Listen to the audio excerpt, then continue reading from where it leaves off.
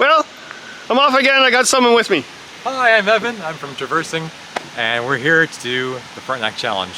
I've done it 5 times. I absolutely love it. Frontenac is such a beautiful park, and I don't know why more people aren't doing this challenge. So come watch us get lost, and then come find us later and join in the fun. Which one are we doing? We're doing Gibson. That's your favorite? My favorite loop, and I'll show you why when we get there. Evan Holt. He's got his dog with him on the leash. And yeah, good friend of mine, known him for many years. And yeah, I know he's done this. I think you've done 800 kilometers. Yeah. 800 kilometers.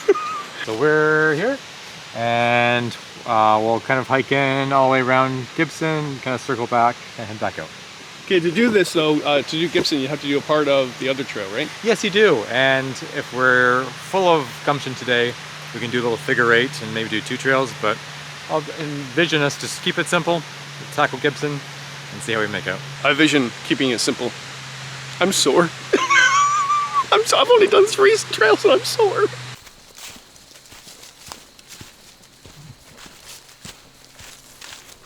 So Evan, are we going clockwise or counterclockwise? I like clockwise. You go along a bit of a ridge as you dip down into Gibson. Makes it just a little more visually interesting. And it's no fun climbing all the way back out. I feel like such an amateur with him. He knows the trails like in and out, and I'm just going to seat of my pants. I think the dog even knows more than I do.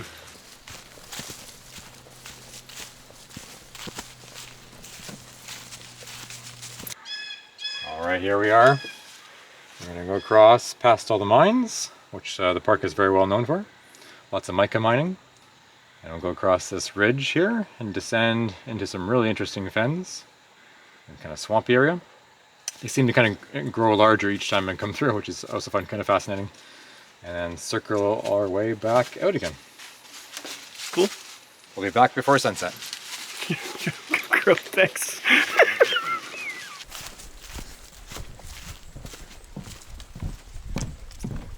Okay, here's a sign. We want to go to Crab Lake Mines. So we hear loons. What's really cool, I don't know if they're what's called rafting up right now, but they raft this time of year. So loons, if you've ever seen it, I've seen last year there was like 68 in total all gathered, and they don't like each other. Well, they mate for life, but they don't like other loons. So they don't hang around together until this time of year. They actually raft together by 100 or more. And why they do that is they gather and help each other catch fish to feed before they fly south. So it's going to be kind of cool to see. I'm not used to someone being with me. I'm just interested in all your worldly knowledge. Yeah, my daughter calls it just comes out of his head. It helps pass the time as we go on this lovely walk. Right. Okay, so we're going left? Left. Right, here we go. So we got a herb tile. That's a little toad. See those kidney glands above his head? They're called parotoids. And it's ammonia acid in there, or something that really stinks. And it, when the snake grabs it, it releases it, and it doesn't like the taste, so it doesn't swallow it. Oh, it's not calling anymore. Nobody's going to believe us. Okay, red-shouldered hawk just flew over us and called. They're, I believe, on the endangered species list. I do know when I worked in the north, if we found one nesting, loggers couldn't log for like 50 kilometers around radius to the nest. You heard him, right? I'm not lying. I was here. All right. Darn. No. I've only seen 3 of those birds in my lifetime. Wow. Thanks for taking me here. And you didn't tell me there was hills.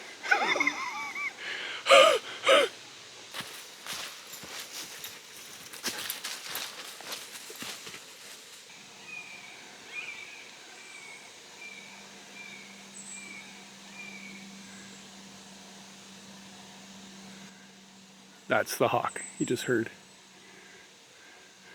And if anybody can verify that to be a red-shouldered hawk, but I'm pretty sure it is. Here he is.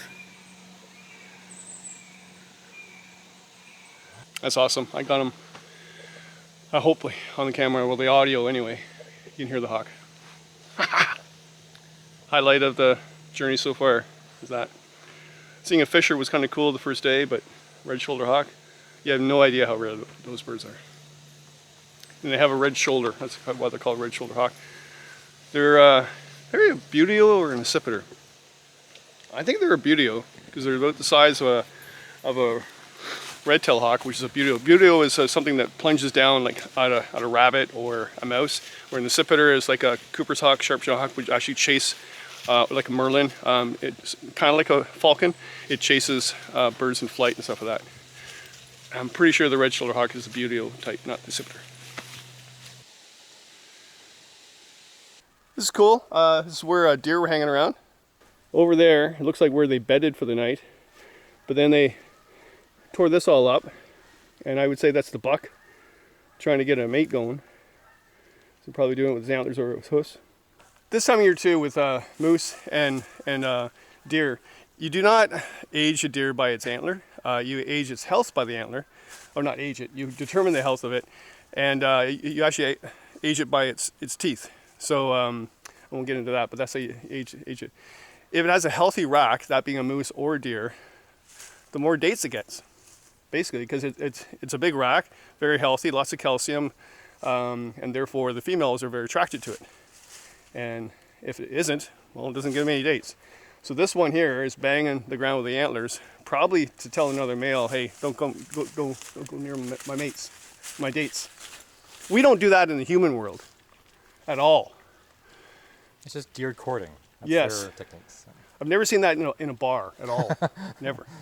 Oh yeah, so deer, lots of them here too. Oh yeah, so about the deer. So if a deer and a moose, especially a moose, if it's going to attack you, it probably won't use its antlers to actually hit you. It will use its hoofs to stab you, the front hoofs. That's how it attacks you. And how do I know? I've been attacked by a deer and a moose. And that's how they attack me.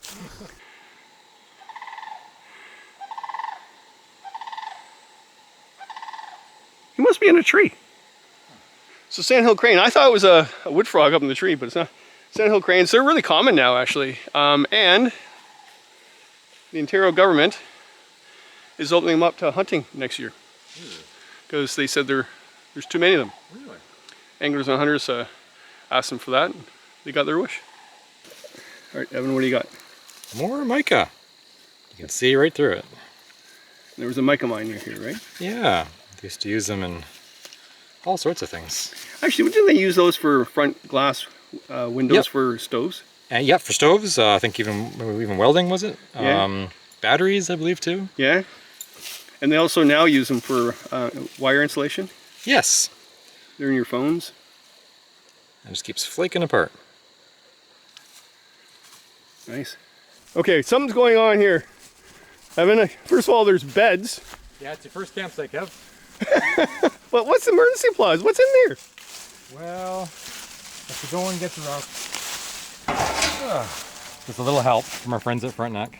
Oh, firewood. And a map. Map's a good idea. And behind you is a mine. Oh, this is the mine. Right over there. Oh, there's a mine. Well, what's that? What's this? An old little house that is long gone at the time. That's what used to be here? Yeah. Ah, look at this. He's going down the mine. I don't think the Health and Safety Board would allow that these days. Look at all the mica. Oh, look at all this. A nice big stack of that. Wow. That's one big hole.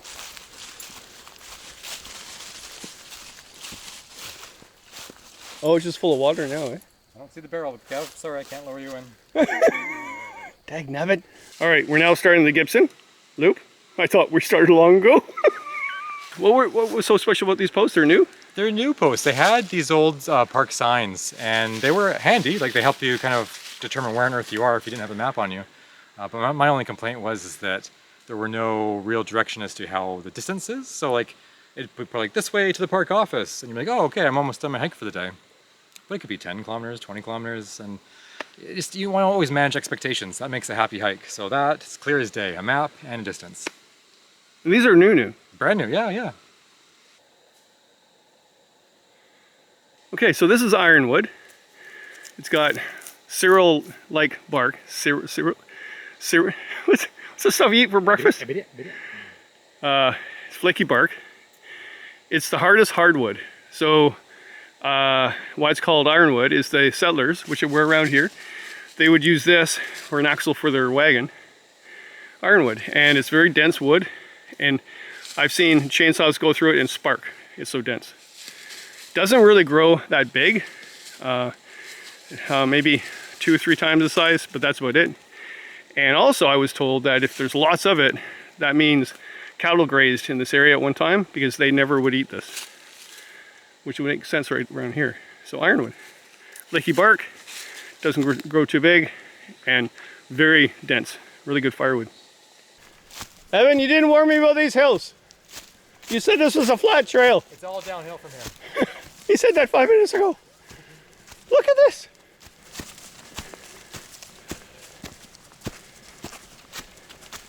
Yeah, I think I'll be in shape at the end of this journey, but not right now.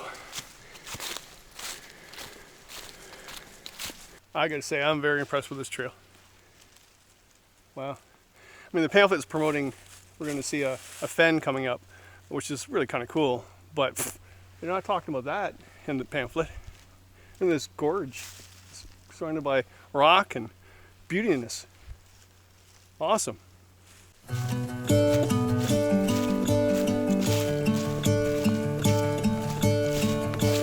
I'm gonna let the sun shine in today. I'm trying to make this darkness go away. I'll paint with colors and I'll sing until my lungs give out. I'm gonna let the sun shine in today. And I will leave my windows open so that I can hear the sound of people talking and the wind blowing in the trees. Oh, I will open up my eyes so I can see the light. Oh, and I'll try to spread my wings so I can fly. Oh, and the darkness starts to fade. Feels like things are gonna go my way. I'm gonna let the sun shine in the day.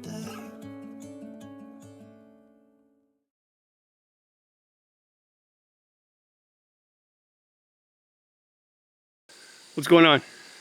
We've reached the fen, and I cannot believe over the course of maybe, say, 10 years how dramatically different it looks back in the day. It was much more swampish and enclosed. The trees were still kind of hanging over it, and you kind of descend off that ridge into, like, you felt like the darkness was like hiding the sun away, and you're going into something very murky and scary and spooky, like a haunted little forest. And now, so many of the trees have died around the perimeter. It's completely opened up, and you can see it's turned into quite a little, I don't know what do you call it, I guess it's a fen. Maybe you can lend more of your knowledge to this, Kev, than I can.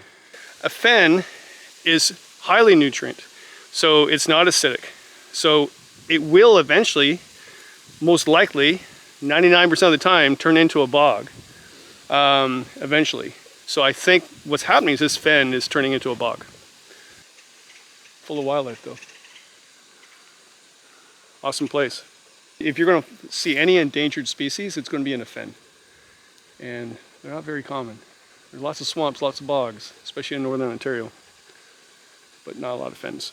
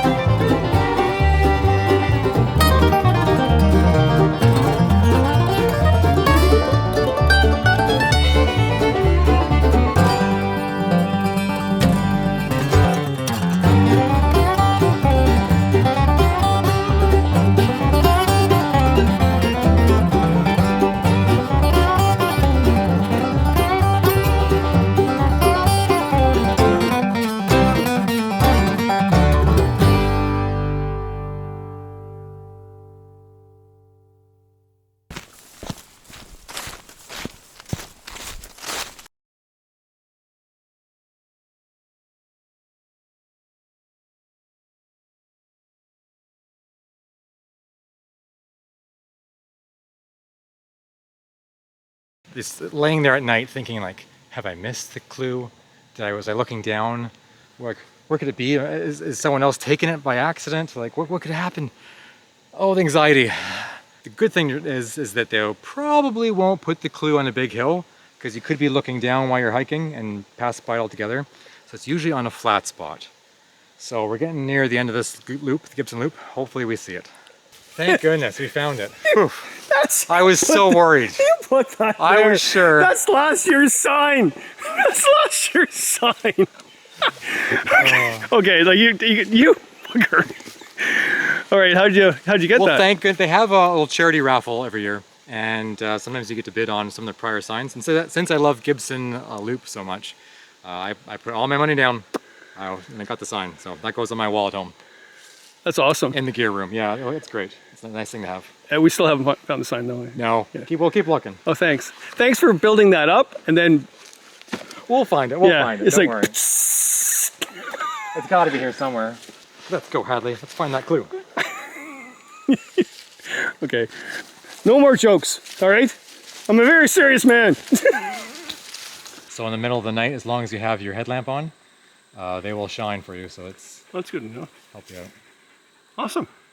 We saw a bunch of turkey vultures, and to identify them, you know, people might think it's an eagle or some type of bird of prey, not a scavenger like turkey vulture. When you see their flight pattern, they're in a V pattern, not flat. So they're in a V, it's a vulture. The adults have red heads, bald red heads, no feathers on their head, and the juveniles have black heads. And I studied them for years as a job when they were rare to see in Ontario, believe it or not. And yeah, they eat dead carrion. I've actually seen them eat live things like a snake or a mouse. I've actually seen that, but they generally go for dead things. And the hypothesis about their head not having feathers is when they gorge their prey that have maggots all over it, if they got a maggot on their head, sun is attracted to black and red colors, so therefore the maggot doesn't want to be on that color. That's an hypothesis, but I do know for real that maggots will crawl up their legs when they're standing on the dead carcass, and their anus rotates almost like a 360, and it puts whitewash, flushes its poop down its leg that's very acidic, and it washes off the maggots. True story, I got paid to watch that happen. They also have a huge wingspan, about 6 feet, like an eagle.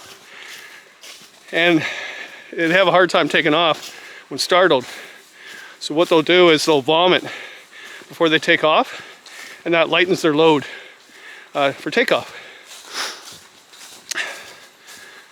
There you go, turkey vulture. Once rare, back in the late 80s, paid to study them because they were very uncommon to have in Ontario. Now they're all over the roadsides. Probably because we have more roadsides and more roadkill, to be quite honest. So like I said before, the Gibson Lake Loop has a unique fen in it. It's got a lot more than that. I mean, I love the fen, but this very, very scenic trail.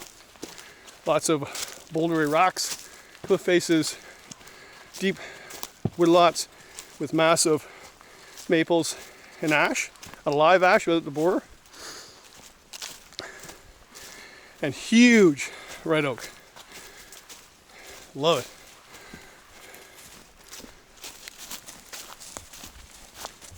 So I didn't know anything about this until last night I read about it.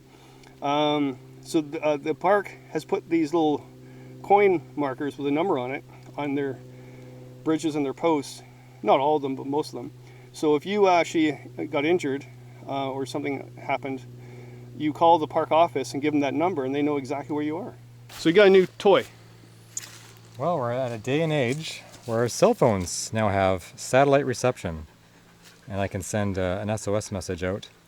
It's kind of like texting. You don't get to actually talk to someone. It's not like using your cell phone, but there's kind of predetermined questions as to, like, you answer the severity of your injury, and then it'll send that GPS coordinate and your 5 answers, as to the severity of your injury to help, and they'll know exactly where you are and how to assess it.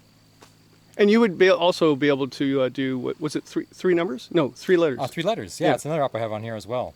And so they've kind of split up, taken a giant map of all of the world and made like a grid layover.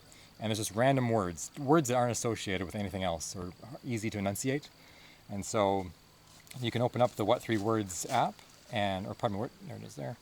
And it will tell you essentially your location that doesn't make any sense to you or I, but will to the people running the app. And if they give that to help.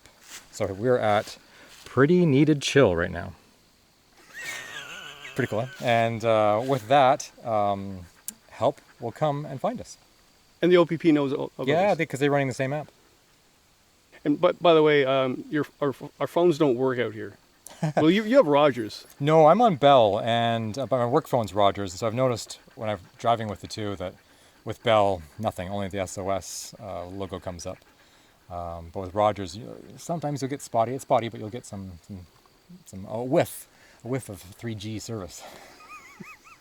A whiff.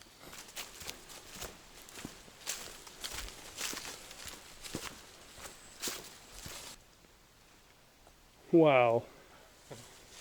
Wow. Where are we? So we're just at the junction, wrapping up Gibson and going on the northern part of Hemlock. We'll keep following that back around and head back to the parking lot again.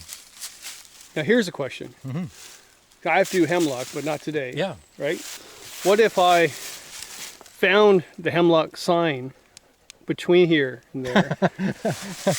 Nope. That would be cheating, right? That'd be cheating. So my best tip is, if you're coming out and doing the Frontenac Challenge, is just do figure eights. So rather than just keep doing each loop independently, make this one giant figure eight, and it'll make it a little more enjoyable on your knees. Okay, that's a gray rat snake, or black rat snake. And they're tree climbers. The only snake in Ontario that can climb trees. Goes up there to get the eggs out of the nest. And supposedly they're not aggressive. Every single one I've encountered has been aggressive.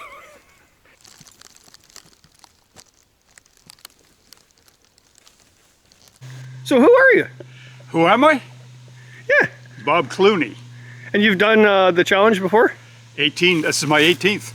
Good Lord, okay. What's your favorite loop? I gotta say it's Testmine Lake Loop. Really? Yeah. Is that the one you're doing right now? We just came off it. We're just doing Hemlock and then we're gonna go back on it and finish Huh? doing it. So why do you do it? Why do I do the challenge? Yeah. I love being out here. Yeah, it's great. It's a great place to be. Frontenac Park.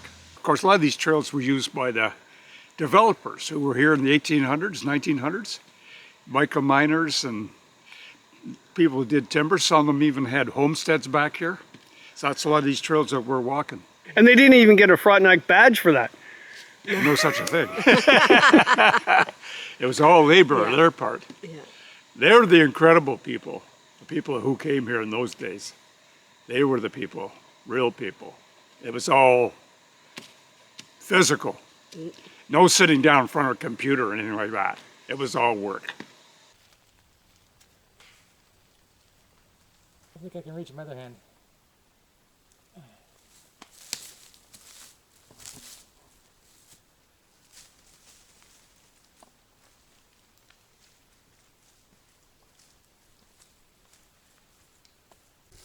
Well, where are we now? We are almost done Gibson. Let's try to keep the other map on your side. Okay. We are almost done Gibson.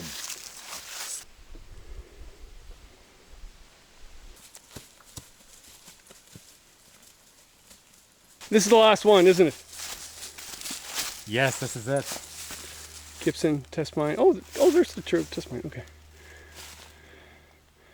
All right. So we just have to do the linear, what, 3 kilometers? Yeah, roughly. Yep. Back to the parking lot. All right. All right, we're done. Well, we're not done. We got 3 kilometers left to go back to the parking lot. But we did finish the Gibson Loop. It's fantastic, actually. Fantastic weather. Fantastic company. Evan Holt from Diversing Blog. Check it out if you haven't. And I'll put the link down here. But yeah, it's fantastic. I've been reading his stuff for a long, long, long time. Great filmmaker too. Guys, a YouTube channel. Yes. Very serious man. Very serious. And also very attractive, which is why I put him ahead of me the entire day. How much footage there is of me is there? There's a lot of footage of actually your back end. Just saying. Just saying.